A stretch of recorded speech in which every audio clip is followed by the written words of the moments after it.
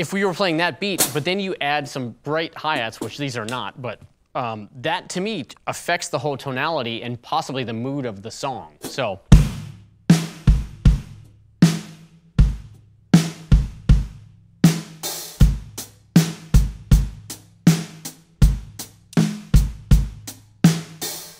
So again, these are pretty dark, but that brighter tonality, you know, people often equate high tonalities with exciting and darker tonalities with more moody things. So what you're meaning is how the hi-hats affect the snare drum is because when you play compound strokes, when you're playing them both at the same time, right. If you're just playing the snare drum without the hi-hat, you're hearing the sound of the snare drum. Yes.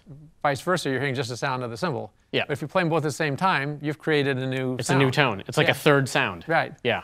And the high of the hi-hat would add a bong almost to the resonance of the snare drum. Exactly. So yep. Lots of little tricks that these guys know when they're in the studio. Roundabout way I explained it. Yes. And a big part of it I've learned is what the microphone's listening to. Yes.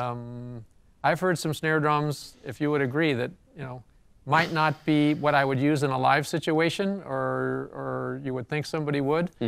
But to the microphone, because they're so radically like away from what you think the record would be. But when they put the microphone on it, that's the perfect combination for what the producer is looking for. Yeah, and one thing that we touched on earlier today was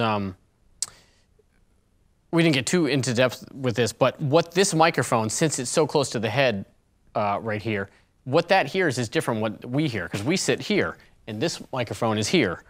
So, if you were to walk around listening to music like this, or the snare like this, that would sound like one thing. But, so the idea with that all these microphones blend together, that's part of understanding the juxtaposition between the kick and the snare, and how those microphones are working together.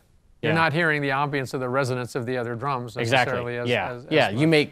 You may make this particular mic very short and quick and a lot of attack, but you're hearing the tone of the drum from up here that's blended together.